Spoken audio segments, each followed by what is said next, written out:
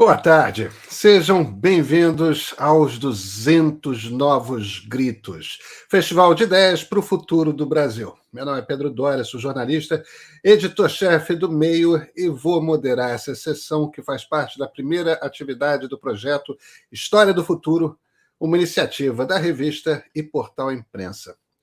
O tema desse encontro é Tecnologia e Ciência. Quando a NASA virá?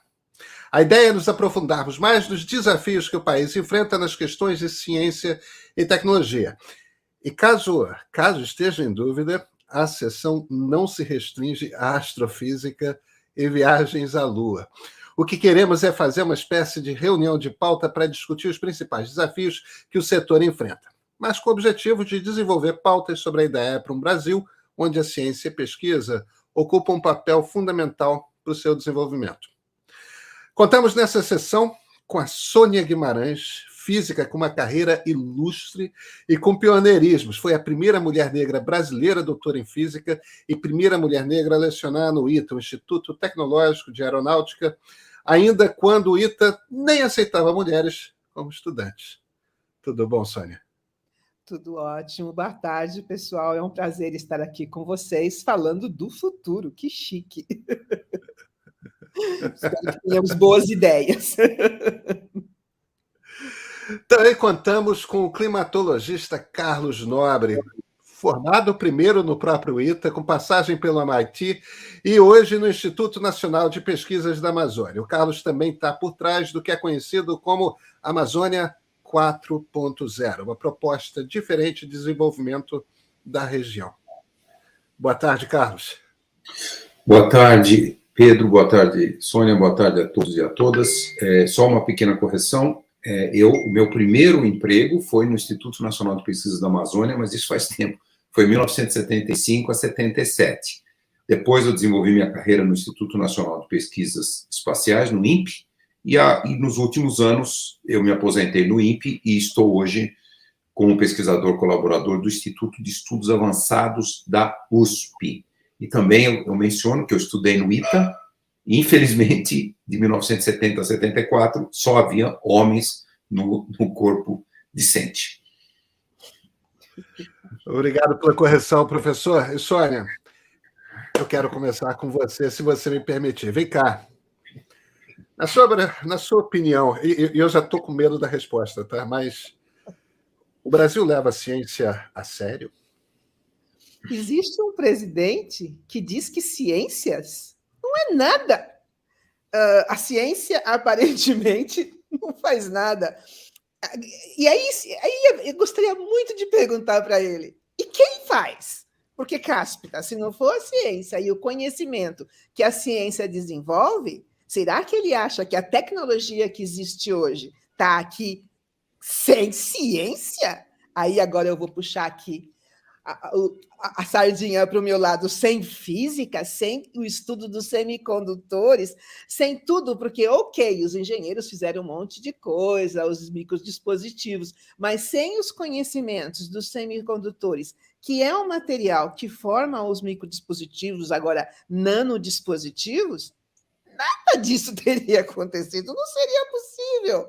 O que será que ele pensa? E depois o ministro da Educação dele, porque todos esses cortes de recursos, oh my God, como alguém consegue desenvolver pesquisa sem recursos? Ah, mas os Estados Unidos, a Europa faz isso com as empresas. As empresas, nós temos pouquíssimas empresas brasileiras e as empresas brasileiras não investem em pesquisa a menos que o governo financie. E o governo não está financiando nada. Quer dizer, oh my God, nós estamos num mato sem cachorro e um mato perigoso. Então, a resposta é não. Mais do que não acredita, mais do o governo, o país, os pesquisadores estão fazendo das tripas coração para conseguir algum resultado. Mas os recursos, o incentivo do governo, porque tudo somado, é ele que tem que dispor de mais recursos, zero. Menos, negativo, ele está tirando, ele está segurando os recursos. Quer dizer, a situação está um pouco precária. É isso. Carlos, o Brasil leva a ciência a sério? O Brasil vem, há muitas décadas, levando a ciência muito a sério. Se a gente lembrar que o CNPq foi fundado há mais de 70 anos, no início dos anos 50, a CAPES foi fundada também no mesmo ano,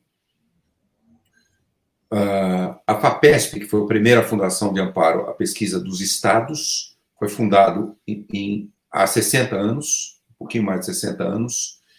Então, aquilo foi uma construção que o Brasil pôde desenvolver, porque já naquela época ficou claro para o Brasil que se ele não se envolvesse em ciência, se ele não financiasse ciência, principalmente o financiamento público da ciência, o financiamento público da ciência básica, o financiamento da formação de cientistas, os cursos de pós-graduação, que todos começaram a crescer muito, principalmente dos anos 70 e principalmente a partir dos anos 90. Então, quer dizer, aquilo foi uma visão que se teve no Brasil ao longo de muitas décadas, que colocava com muita clareza. Não existe nenhuma maneira de um país se tornar um país desenvolvido, socialmente justo, se ele não investir em ciência, se ele não investir na capacitação de recursos humanos. E nós tivemos grandes números que mostravam que esse era o caminho. Por exemplo, formação de pessoas com alto nível de formação, mestres e doutores. Olha, nós chegamos, alguns anos atrás, em todo o sistema universitário brasileiro, a formar 23 mil doutores. Tornamos o terceiro país do mundo a formar doutores, depois dos Estados Unidos e da China. Se a gente olhar lá no final dos anos 90, nós formamos menos de 4 mil doutores. Em 20 anos, nós saímos de menos de 4 mil para 23 mil. E esses doutores formados, principalmente nas universidades públicas, e algumas privadas também, que têm boa qualidade, nós distribuímos esses doutores fazendo pesquisa de qualidade. Nós crescemos muito com o número de universidades em todo o Brasil, cresceu muito o número de alunos universitários, ainda assim, proporcionalmente com países desenvolvidos, o número de estudantes que fazem a Universidade do Brasil é modesto, comparado até mesmo com a Argentina, mas o Brasil cresceu muito, o Brasil cresceu em investimentos, o Brasil criou fundos de investimento, criou o Fundo Nacional de Desenvolvimento Científico e Tecnológico, o FNDCT, que foi criado no governo Fernando Henrique, depois continuou, que gerava mais de 10 bilhões de reais, que isso era coleta de recursos, quase que um imposto para a ciência e tecnologia. Então, o Brasil estava numa direção muito boa. Aí, já na recessão de 2015 e 2016, começou a ter uma queda, mas depois, nos últimos 3 anos, como a professora Sônia falou, aí já não foi só uma queda em função da economia, aí já foi uma posição anti-ciência. Anti-ciência. Concordo totalmente com o que a professora Sônia falou. E aí, o que a gente olha? Essa anti-ciência. Essa anti-ciência é um movimento político de todos os líderes populistas. Isso não tem nada a ver com ideologia. Se você vai... O Trump era anti-ciência, ele proibiu todos os órgãos federais americanos de mencionar a palavra mudanças climáticas, é proibido. Teve que sair. A palavra climate change não podia entrar em nenhum documento nos 4 anos do Trump. Para você ver a cegueira de uma pessoa, presidente do maior país do mundo, economicamente falando, e que proibia, que falava, não existe mudança climática. Retirou os Estados Unidos do acordo de mudança climática, do Acordo de Paris. Então, assim, e também a ciência, quando começou a pandemia, a posição de ciência. Trump, Venezuela, Chávez e Maduro, posição anti-ciência. Aqui no Brasil, posição totalmente anti-ciência. Hungria, Orbán, posição anti-ciência. Turquia, Erdogan, posição anti-ciência. Filipinas, Duterte, posição anti-ciência. Então, a posição anti-ciência tem muito a ver com o caráter personalista do líder, do presidente, do primeiro-ministro. Quando eles se sentem muito poderosos, eles se sentem muito como imperadores. Apesar que no passado houve imperadores muito pró-ciência, como Pedro II aqui no Brasil. Mas esse populismo é isso. As pessoas têm que adorar o presidente como se fosse um líder religioso, um imperador, e aí é acompanhar tudo que o presidente pensa e fala. E é uma coisa muito comum nesse mundo desses presidentes populistas, uma posição anti-ciência. Isso é uma tragédia que o mundo experimentou nos últimos 20 anos, mas o que nós estamos percebendo, felizmente, nós já vimos o presidente Trump não foi reeleito, e os estudos para explicar por que ele não foi reeleito são principalmente pela sua posição anti-ciência com relação à Covid. Isso que fez aqueles municípios e aqueles estados que ele ganhou em 2016 inverterem em 2020.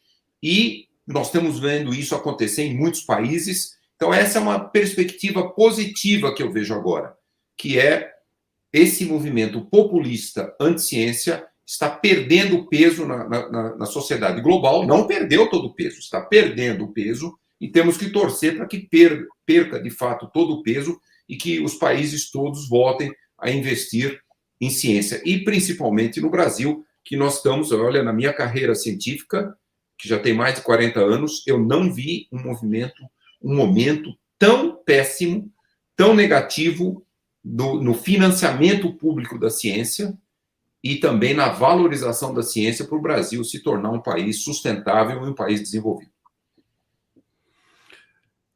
Vocês trouxeram vários assuntos diferentes, alguns extremamente importantes para a gente, como o da postura anti-ciência do atual governo, mas eu queria começar a desempacotar essa discussão por um outro pedaço da conversa, que no Estado é a indústria. Deixa eu fazer um preâmbulozinho. Eu morei durante um tempo, morei em dois momentos distintos por quase 3 anos no Vale do Silício. E até por escrever há muitos anos sobre a indústria da tecnologia, é um lugar que eu conheço particularmente bem. Como é que é a história do surgimento da indústria dos micros e depois da indústria ao redor da internet?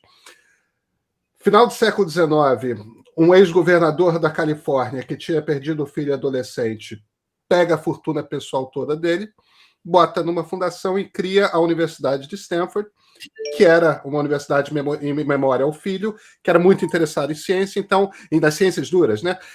E, portanto, era uma universidade um pouco diferente do tipo de universidade que existia no final do século XIX, que era uma universidade menos ligada às humanidades e mais ligado à física, química, matemática, engenharia, etc. Pula para os anos 60 e, por uma postura do governo federal nos Estados Unidos, começa a se gastar uma quantidade imensa de recursos estatais para botar o homem na Lua. Uma das coisas que acontecem ali é a criação de um centro de pesquisas muito importante em San José, bastante próximo ali do Vale do Silício. Ou seja, a gente tem uma fundação que forma engenheiros, físicos, matemáticos, etc. Aí vem o Estado, o governo, e bota um dinheiro num centro de pesquisa estatal com o objetivo de desenvolver tecnologias para levar o homem à Lua. Dá 5 anos e nasce a Intel, empresa privada, com investimento privado, para pegar muito da tecnologia que estava sendo desenvolvida ali ao lado na NASA de semicondutores, pegando engenheiros formados por Stanford, e o microchip possibilita o surgimento ali na frente de uma indústria de microcomputadores, de computadores pessoais. A internet nasce por ali, mais ou menos nessa época também, pelo mesmo motivo. E isso começa a criar um ecossistema de investidores em empresas privadas, as famosas startups que nascem no interior de garagens e tudo mais, que sim, se aproveita de investimento público em ciência, em pesquisa, tanto pura quanto aplicada, que se aproveita de uma instituição de ensino que está mais para uma ONG do que para uma universidade particular, e como a gente costuma pensar em universidades particulares, né? É a universidade sem dono. Mas tudo tem uma conexão no sentido de que o governo nunca deixa de gastar dinheiro em indústria, em desenvolvimento de pesquisa, tanto ciência pura quanto aplicada, mas a indústria tem uma contribuição. Essa perna nunca teve aqui no Brasil, né? A indústria pega até alguma da ciência que é desenvolvida, meio que como uma curiosidade e tudo mais. Por que a gente não tem a contrapartida na indústria brasileira? Por que eles não percebem que dá para... Tipo, o pessoal não vai se eles fez algum dinheiro com isso, sabe? Vale, pelo menos em termos de dinheiro, vale. O que acontece no Brasil? Professora Sônia. Não temos uma empresa, não temos uma indústria brasileira. Bom, então vamos voltar. Já que você foi lá para Stanford, etc., vou dar um exemplo, que esse é o que eu conheço bem, eu trabalhei lá. Algum governo agora, bom, talvez seja federal, não sei se foi federal ou estadual, criou o Centro Tecnológico da Informática em Campinas, que trouxe um monte de gente, por exemplo, da Unicamp, mas tinha gente da USP também.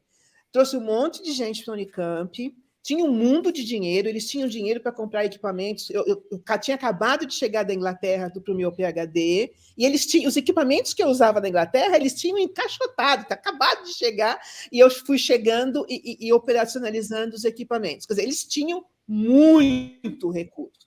E o objetivo era esse mesmo, produzir dispositivos microeletrônicos ali dentro do CTI. Isso aí em 80, há muitos anos atrás, milhões de anos atrás. Então, existiu também meio que uma ideia dessa, mas sabe quando? Quando era proibido comprar dispositivos microeletrônicos do exterior. Houve uma época que tinha que usar dispositivos daqui. Quem que tinha que produzir? Nós, já que a gente não podia importar. Então, eles deram recursos para que fosse fabricado ali, muito recurso, tanto que existia uma fábrica de microdispositivos. Enfim, essa ideia existia, mas existia essa coisa no governo. Aí entrou o Collor e proibiu. Não, agora vocês podem importar o que vocês quiserem. Bingo! O CTI ficou sem função e sem recurso. Francamente, eu não sei mais, eu não trabalho, há muitos anos que eu não trabalho lá, não sei mais o que eles estão produzindo, mas, por exemplo, GM, Volks, muitas empresas de carro estão sem dispositivos microeletrônicos para produzir os próprios carros.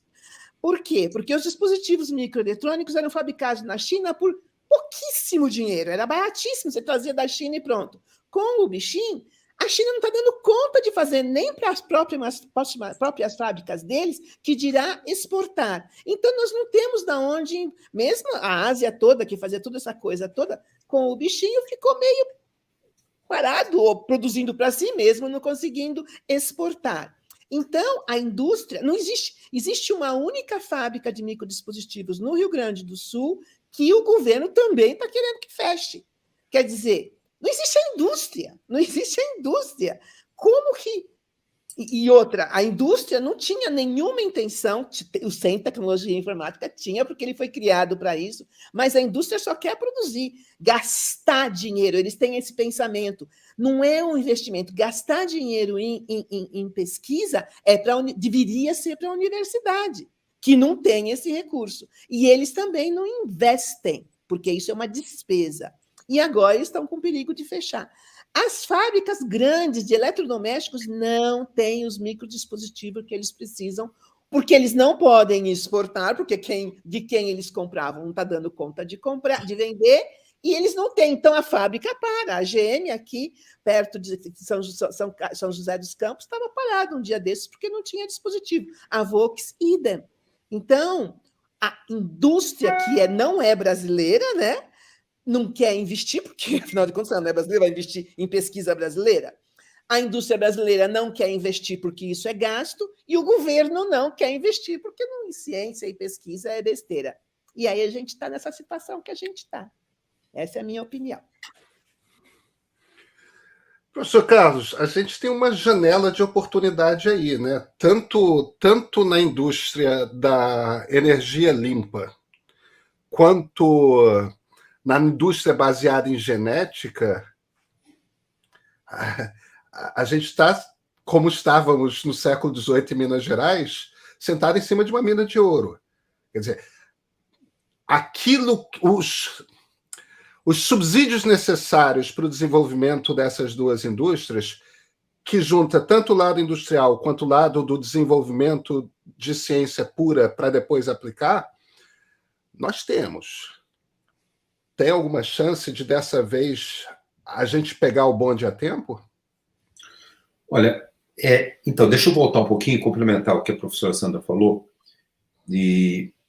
É um pouco complexo isso, né? É assim, quando você deu uma belíssima explicação do Vale do Silício, que é um dos lugares com o maior desenvolvimento tecnológico do mundo, vários outros países criaram esses polos de desenvolvimento tecnológico, na Europa, inúmeros países, Reino Unido, Alemanha, França, Itália, mais recentemente até mesmo Espanha, Portugal e também Bélgica e vários outros países. A China, que era um país subdesenvolvido décadas atrás, criou inúmeros polos de desenvolvimento tecnológico. A Coreia do Sul, que na década de 60 era mais atrasada que o Brasil, hoje é um país desenvolvido, inúmeros polos tecnológicos. E se nós não abrirmos o olho, o Vietnã daqui a pouco passa o Brasil. Está criando polos tecnológicos. Então, e o Brasil teve muita tentativa de criar esses polos tecnológicos, como a professora falou. Qual é uma falha estrutural aqui do setor econômico do Brasil?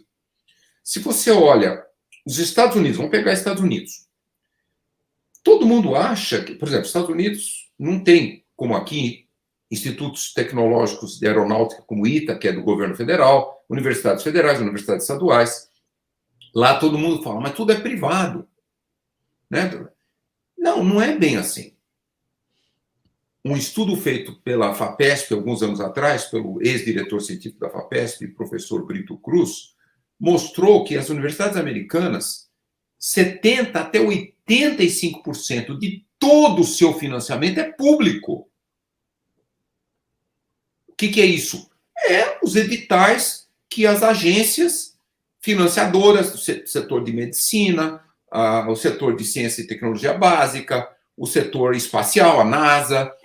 Então, 70%, 85%. Isso você vê mais diretamente nos países europeus. Então, a ciência básica, ela é financiada pelo setor público em todos os países do mundo. Logicamente, na China ainda mais. No Vietnã, na Coreia e agora no Vietnã. Qual que é, aqui no Brasil sempre foi assim também. Qual que é a grande diferença? É que nos Estados Unidos, países europeus, grande parte do investimento para transformar um conhecimento básico, lá desenvolveu, até o exemplo, quando que o Einstein, em 1905, ele descobriu o efeito fotovoltaico. Foi o Einstein que descobriu que alguns elementos, como semicondutores, quando o Sol bate, ele libera o elétron, que começa a circular dentro daquele material. Isso é a corrente elétrica. Mas, infelizmente, o setor privado não pegou aquele conhecimento da física elementar e transformou nos painéis fotovoltaicos. Se nós tivéssemos feito, se o setor privado, isso o Einstein fez lá na Alemanha ainda, né, em 1905. Se o setor privado da Alemanha ou dos Estados Unidos, que seja qualquer, tivesse transformado esse conhecimento básico no que hoje nós temos os super eficientes painéis solares, a gente teria ficado até independente de queimar combustíveis fósseis. Então, isso, só quero dar esse pequeno exemplo para mostrar quando que um conhecimento da ciência básica é transformado numa aplicação. Tivemos aí as novas vacinas da Covid. Agora, primeira vez na história que essas novas vacinas com RNA. Isso é o conhecimento básico. Foi transformado em poucos anos, e principalmente em 10 meses, em vacinas eficientes. Então, quem investe em conhecimento, transformar o conhecimento básico numa aplicação que chega no mercado? O setor privado. O setor privado. Então, você pega no PIB da Coreia do Sul. Coreia do Sul é o país que mais investe o percentual do PIB em ciência e tecnologia, em pesquisa e desenvolvimento. 4,5% do PIB da Coreia do Sul. 1,2% é dinheiro público. 3,3% é o que as empresas investem. Isso é menos nos Estados Unidos, mas é gigantesco nos Estados Unidos. Até mesmo na China, agora, o setor privado da China começa a investir mais. A mesma coisa está acontecendo na Coreia do Sul, em todos os países europeus. No Brasil, quando eu trabalhei no Ministério da Ciência e Tecnologia, 2011, 2014, eu tinha esses números bem mais precisos, mas isso antes da recessão, era assim, o Brasil investia 1,3%, 1,4% no máximo, era 0,6% investimento público e 0,6% investimento privado. E quando você pegava as empresas que investiam no setor privado, tinha muito a Petrobras, a Embraer, eram grandes empresas fazendo grandes investimentos. Por que a Petrobras descobriu toda a maneira de extrair o óleo do pré-sal de maneira eficiente e econômica? É pesquisa básica transformada em aplicações, pesquisa aplicada. Por que a Embraer é a terceira maior empresa aeronáutica do mundo? É a pesquisa, ela pega tudo quanto é pesquisa básica, está fazendo agora já os aviões elétricos e transforma em pesquisa aplicada. Nos Estados Unidos, 85% do investimento em pesquisa aplicada é do setor privado. No Brasil, é muito pouco. Então, esse é um desafio que nós temos que colocar também para o setor privado. Não é só essa posição, porque isso não é um problema da posição anti-ciência do governo atual. Esse é um problema estrutural da sociedade brasileira. Eu me lembro quando, lá atrás, o ministro Sérgio Rezende era o ministro da Ciência e Tecnologia, em 2009, 2010, foi criado aquele programa que dava um grande financiamento para o setor privado contratar doutores, PhDs. Tinha uma redução de imposto de renda. E o Ministério da Ciência e Tecnologia dava uma complementação. O que era aquela política? Que o setor privado brasileiro construísse laboratórios de P&D, de pesquisa e desenvolvimento. Deu certo? Não. No início, contrataram um monte de doutores, depois mandaram a maior parte dos doutores embora. Então, enquanto o setor privado do Brasil não abrir realmente os olhos, que não adianta só comprar tecnologias, vocês lembram lá no início do governo Collor, a então ministra da Economia disse que não precisava gastar nenhum tostão em desenvolvimento tecnológico no Brasil. Comprava tudo pronto de fora. Então, essa mentalidade, infelizmente, ela ainda domina o setor privado. Então, nós temos que mudar muito, nós temos que aprender com a Coreia do Sul, com a China, lógico, sem dizer, você deu um belíssimo exemplo do Vale do Silício aí, que já tem mais de 100 anos. Mas eu digo, até países como a Coreia do Sul, que começou a se desenvolver de fato nos anos 80, e a China também nos anos 80, e estão ultrapassando aí o mundo. Então, eu queria só mencionar isso também, porque não é só essa posição de ciência do governo atual. Nós temos que transformar o setor privado. O setor privado tem que investir muito mais em pesquisa aplicada. Se nós não fizermos isso, o Brasil vai continuar a ser um país que o sistema universitário tem formado excelentes cientistas, mas ou eles conseguem emprego no setor público, ou eles não conseguem emprego. E eu finalizo só fazendo o seguinte comentário. A professora tem certeza que ela conhece bem isso. Quando o Brasil estava expandindo o número de universidades em todo o Brasil, federais e estaduais, isso quando eu fui presidente da CAPES, eu tinha pedido um estudo, e nós vimos, naquele estudo, 85% daqueles 23 mil doutores que o Brasil estava formando naquela época eram 21 mil, depois de 2018, 23 mil, 85% iam para o setor público, grande parte para as universidades e muitos para órgãos governamentais. Quando naquele estudo, a gente fez uma comparação com vários países, por exemplo, a Alemanha, 65% dos doutores iam para o setor privado. Coreia do Sul, 85% dos doutores iam para o setor privado. Então, Então, esse problema não é só dessa posição de ciência do governo atual, do desaparecimento do investimento público, tudo isso. Essa é uma coisa que nós temos que mudar na sociedade brasileira. Nós temos que realmente investir muito na criatividade dos jovens doutores, de criação de um novo universo, a gente chama os ecossistemas de inovação, de negócios sustentáveis, e aí finalizo com a sua pergunta. Lógico, o Brasil é o país que tem a maior biodiversidade do mundo. Qual o potencial do recurso genético dessa biodiversidade para uma nova bioeconomia no mundo, até mesmo para a questão de saúde? Enorme. O Brasil está liderando isso? Não.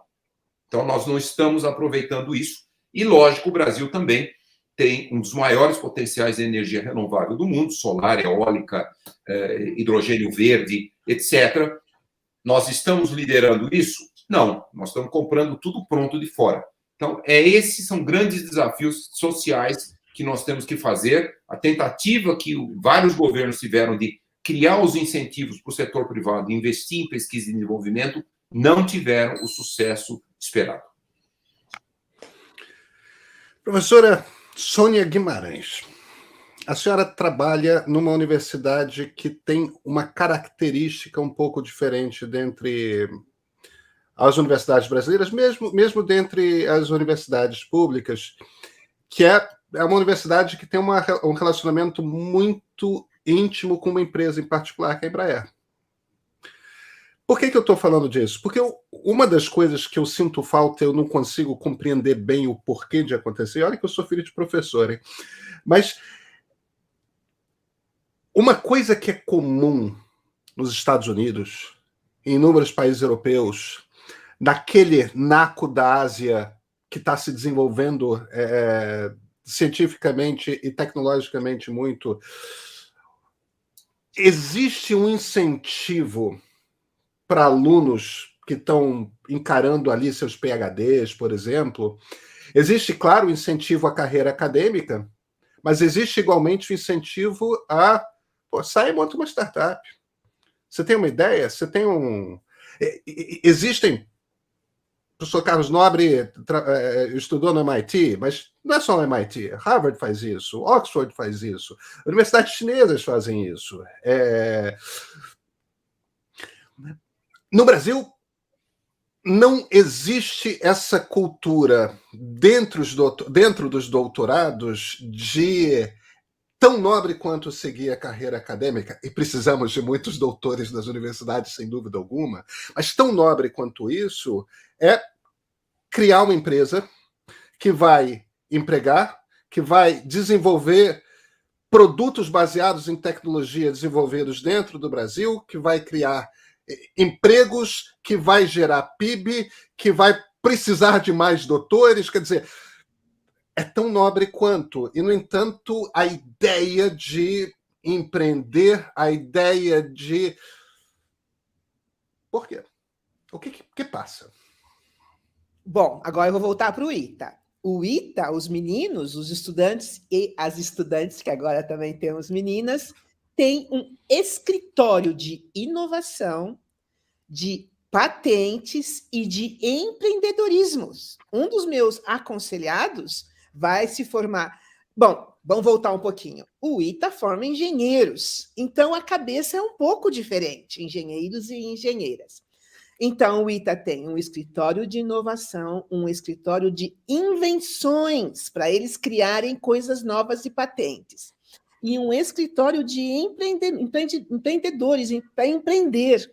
Um dos meus aconselhados, ele não quer ir trabalhar para ser engenheiro, ele quer ter uma empresa dele, em alguma área, em princípio, computação ou informática, mas a ideia dele não é nem Não, ele vai se formar porque ele quer ter a própria empresa e criar as próprias... Não sei bem o que ele vai criar, não sei ainda se ele sabe o quê. Mas ele já veio com esse pensamento já do ensino médio, isso é desde o primeiro, do segundo, enfim, é assim que ele está pensando na vida dele. Uma outra aconselhada minha quer fazer engenharia aeroespacial, que aí eu, francamente, não sei como que ela poderia empreender no quê. Mas o ITA tem grupos, engenheiros, empresas estrangeiras aqui dentro para esse empreendedorismo, para que eles criem os próprios produtos, produzam os próprios produtos e vendam. Mas aqui é um instituto de engenharia, eles ensinam só engenheiros. Existe também dentro da física um minor, né? Eles se formam engenheiro, mas eles podem se formar físicos, e muitos desses que fazem o minor em física ficam no departamento de física ensinando. Então, eles não saíram com os diplomas deles de engenheiros por aí, eles estão dentro do departamento de física ensinando física, e são engenheiros, aeronáutica, computação, enfim, mas estão lá dentro. Então, mesmo dentro do ITA, com esses escritórios incentivando todos eles para irem para esse empreendedorismo, ainda tem aqueles que querem ficar pela aqui. Um grande amigo meu, super cabeça, doutor em química, foi contratado pela Petrobras para ir trabalhar lá no Rio. Mas de jeito nenhum que ele ia morar no Rio, visto que ele era de Campinas. Saiu do Rio e voltou para Campinas para dar aula, e nem na Unicamp, dar aula onde quisessem um professor. Então, na minha cabeça, o que eu percebo... deixa eu falar um pouquinho dos físicos. Os físicos são formados para publicar, para ganhar prêmio Nobel, não para empreender e ter uma empresa e produzir e ter um produto, não. E os físicos que têm alguma cabeça para ter produtos são classificados de físico que não sabe física. Mas você quer produzir alguma coisa? Mas você é físico, você tem que publicar. Então, físicos, químicos e os outros, já não sei te dizer muito, mas eu estou te dizendo como é a cabeça nas universidades que formam esse pessoal, porque esse pessoal tinha que ter essa ideia de empreendedorismo durante a formação, durante a qualificação. Mas se eles já saem lá de dentro só pensando em publicar, portanto, só a carreira acadêmica é possível, porque você publica o que se depois você vai produzir? Não dá, se você vai produzir, você tem que manter aquela coisa quieta e pensar em patentes. Não, patente? Mas que besteira, o que é patente? Não. E os engenheiros, alguns estão indo para essa área, mas alguns gostam mesmo de física, química, matemática. A partir do ITA, eles saem professores dessa matéria devido ao grau, à formação que o ITA fornece a esse pessoal. Então, realmente, eles podem ser engenheiros no que eles quiserem e dar aula em química, física, matemática, porque eles realmente vão saber muito dessas áreas também. Muitos dos engenheiros que saem do ITA vão para os bancos, porque eles são craquésimos em códigos, em resolver problemas seríssimos de financiamento e vão trabalhar em bancos.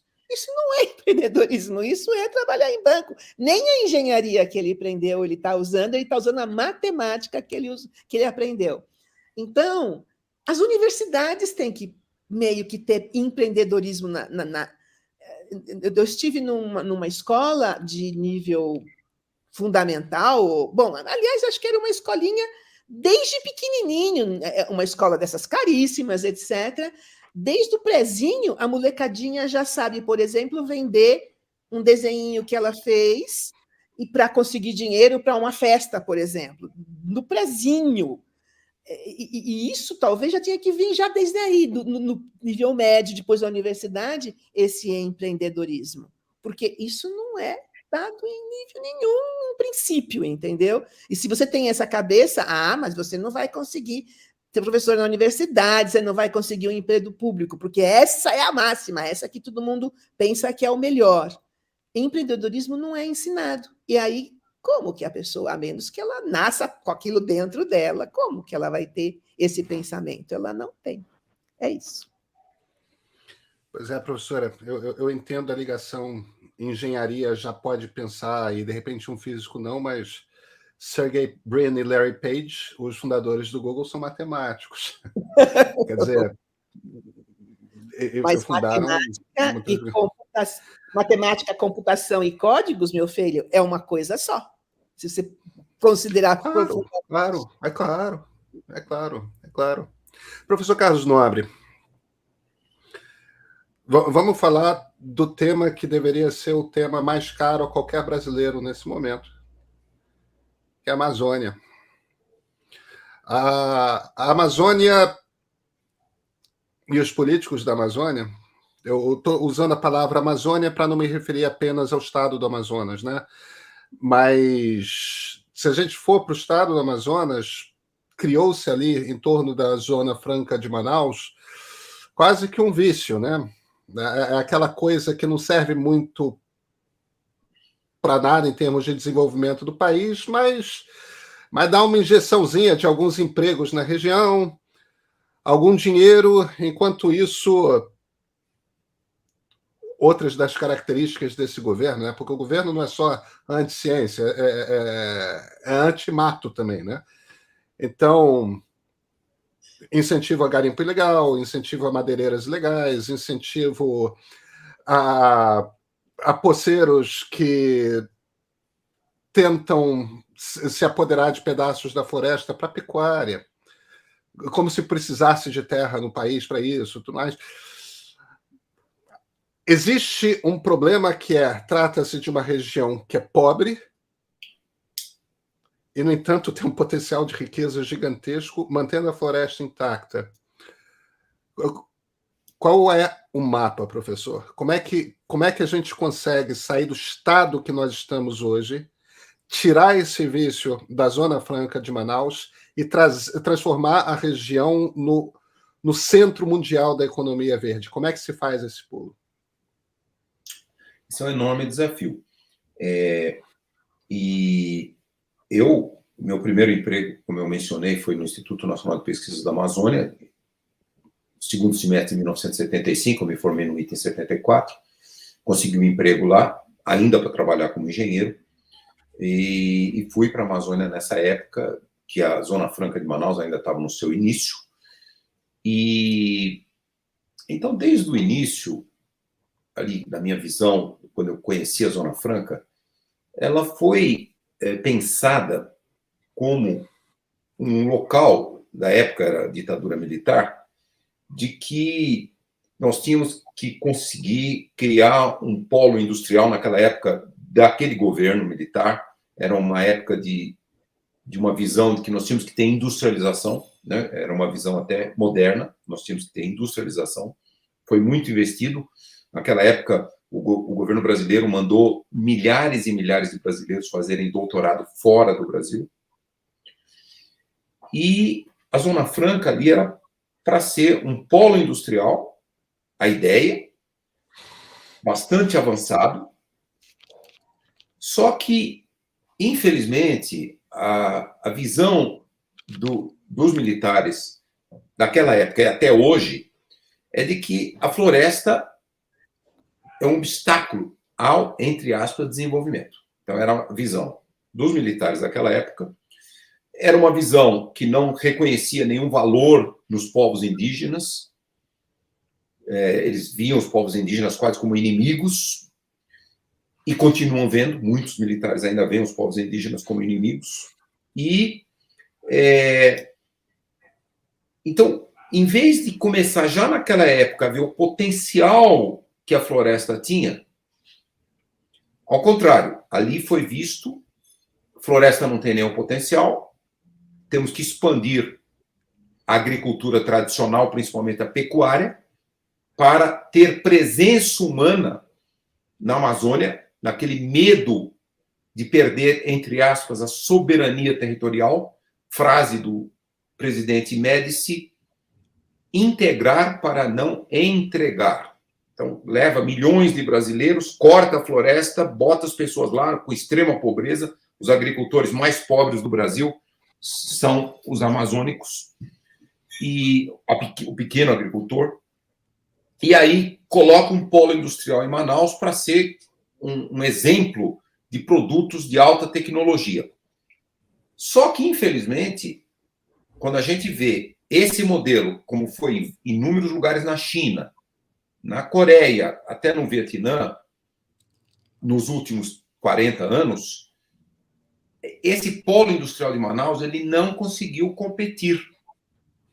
O polo industrial de Manaus ele é equivalente àquele monte de empresas, cruzou a fronteira do México para os Estados Unidos, Estados Unidos para o México, você tem um monte de montadoras. Toda a tecnologia vem dos Estados Unidos. Eles só aproveitam os menores salários dos empregados mexicanos. Também a Zona Franca de Manaus, o polo industrial, é muito nesse sentido. Por exemplo, vários estudos mostram que hoje a Zona Franca só existe porque ela tem um subsídio de 30 bilhões de reais por ano. É isso que mantém a Zona Franca. Ela gera 80 mil empregos diretos e uns 300 mil empregos indiretos. Melhorou realmente a qualidade de vida das populações de Manaus. Elas têm muito classe C e classe B, mas é uma coisa artificial. Ela está sendo mantida pelo resto do Brasil. Ela não consegue competir com a indústria tecnológica mais desenvolvida em outras partes do Brasil, se não fosse esse subsídio. E tudo vem de fora. Eles são obrigados a investir 2% pelo marco legal em inovação, em ciência, tecnologia e inovação, em pesquisa aplicada.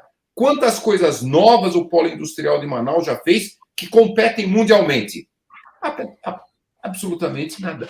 Não compara com Embraer, não compara com Petrobras. Não tem comparação. Eles não investem na ciência e tecnologia, pesquisa e desenvolvimento aplicadíssimo para competir com a China, com a Coreia, com a Europa, com os Estados Unidos, com o Canadá. Não compete. Então, esse é um modelo que, para mim, é um modelo que nunca deu certo. Quer dizer, o Brasil vai continuar o resto da vida subsidiando esses empregos de classe média do polo industrial de Manaus, como é essa questão lá na fronteira do México com os Estados Unidos. São montadoras apenas. Então, melhorou a vida dessas centenas de milhares de pessoas, sim, mas são todas subsidiadas pelo resto dos brasileiros. Bom, então, qual é o grande potencial? O grande potencial que hoje a ciência moderna já mostrou é o da biodiversidade amazônica. Então, por exemplo, a produção do açaí já traz 1,2 bilhões de dólares para a economia da Amazônia brasileira. Já passou a madeira, 85% da madeira é ilegal, é crime, mas já passou. Só perde para a indústria da carne e da soja, já está chegando perto da soja. Só que os sistemas agroflorestais que produzem açaí utilizam uma área muito menor, não tem comparação. 1 hectare de produção de açaí em sistemas agroflorestais, ele rende $1.000 por ano. A soja mais produtiva, $200 por ano, a pecuária mais produtiva, $100 por ano. Então, o potencial econômico dessa nova, que a gente chama bioeconomia de floresta em pé, é gigantesco. Qual o país que tem a maior biodiversidade do mundo? Brasil. Maior biodiversidade de floresta amazônica, Mata Atlântica super biodiversa, savana tropical cerrado, o mais biodiverso do mundo, Caatinga, no Nordeste, estepe savânica, a mais biodiversa do mundo. A evolução geológica e biológica da América do Sul colocou aqui a maior biodiversidade do mundo. Todos os países aqui, não é só o Brasil. Colômbia, Peru, Bolívia, Venezuela, Guiana, Suriname, Guiana Francesa, até mesmo Paraguai. Então, nunca aproveitamos, né? Quanto que a biodiversidade brasileira faz parte da economia? Menos de 0,3%. A nossa economia é biodiversidade, é a mandioca o principal elemento, depois vem o açaí e algumas, maracujá, pouquíssimas coisas, pouquinho. O potencial é gigantesco. Então, qual é o modelo que nós temos e eu defendo muito isso, e estou defendendo num projeto que eu comecei a desenvolver, chamado Terceira Via Amazônica, Amazônia 4.0. É você levar modernas tecnologias de indústria 4.0 para dentro da Amazônia, fazer uma super exploração da biodiversidade da Amazônia, industrialização, agregação de valor com tecnologias modernas, e aí você gerar empregos muito melhores e um rendimento econômico muito melhor. A indústria do açaí já é mais de 15 bilhões de dólares por ano no mundo. Menos de 10% volta para a Amazônia. Por quê? Porque a industrialização é feita fora da Amazônia.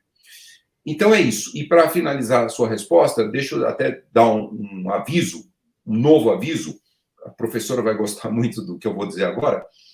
É que nós estamos criando um pré-estudo de viabilidade que vamos lançar no dia 13 de julho, agora, no Instituto de Estudos Avançados da USP. O que é esse pré-estudo? É como construir um Instituto de Tecnologia da Amazônia. Nós estamos finalizando esse estudo, vamos lançar, depois nós vamos fazer o estudo efetivo de implementação, como criar esse instituto. E é por quê? Porque eu estudei no ITA e depois eu estudei no MIT. Eu vi o que o ITA fez para a indústria aeronáutica e para várias outras indústrias, como a professora colocou, e o que o MIT faz para todo o desenvolvimento tecnológico do mundo, dos Estados Unidos e do mundo. E eu falei, puxa vida, nós não temos um ITA na Amazônia. Eu entrei no ITA em 1970, a Embraer foi fundada em 69. Eu vi, professora, se não fosse o ITA, não existiria Embraer. Por mais que hoje a Embraer contrate gente do mundo inteiro, mas lá atrás, em 70, os criadores da Embraer, Brigadeiro Osíris da Silva e os colegas, todos alunos que foram alunos do ITA, engenheiros do ITA, engenheiros aeronáuticos, engenheiros eletrônicos, engenheiros mecânicos. E eles foram juntos e construíram o primeiro avião, o Bandeirantes. E aí falou, puxa vida, isso dá para fazer, nós podemos fazer avião no Brasil. E pronto, isso foi... E depois, por muitas décadas, o ITA era o principal fornecedor de recursos humanos, nos primeiros 30 anos da Embraer. Depois a Embraer ficou tão gigantesca que hoje ela contrata gente do mundo inteiro, do Brasil inteiro. E o ITA, né, professora, faz a capacitação. Muitos desses contratados ficam um ano no ITA fazendo uma super capacitação. Isso mostra o papel que o ITA está tendo em apoiar o desenvolvimento tecnológico. Bom, então, nós vamos lançar agora, dia 13, esse pré-estudo de viabilidade, e é um ITA, e nós temos parceria também com o MIT, nesse estudo, e nós vamos lançar essa ideia, é fazer laboratórios modernos, pelo menos 5 laboratórios padrão dos melhores do mundo, e ter, é um ITA da Amazônia, com graduação, pós-graduação, nós estamos fazendo uma proposta de um super investimento, não estamos pensando pequeno.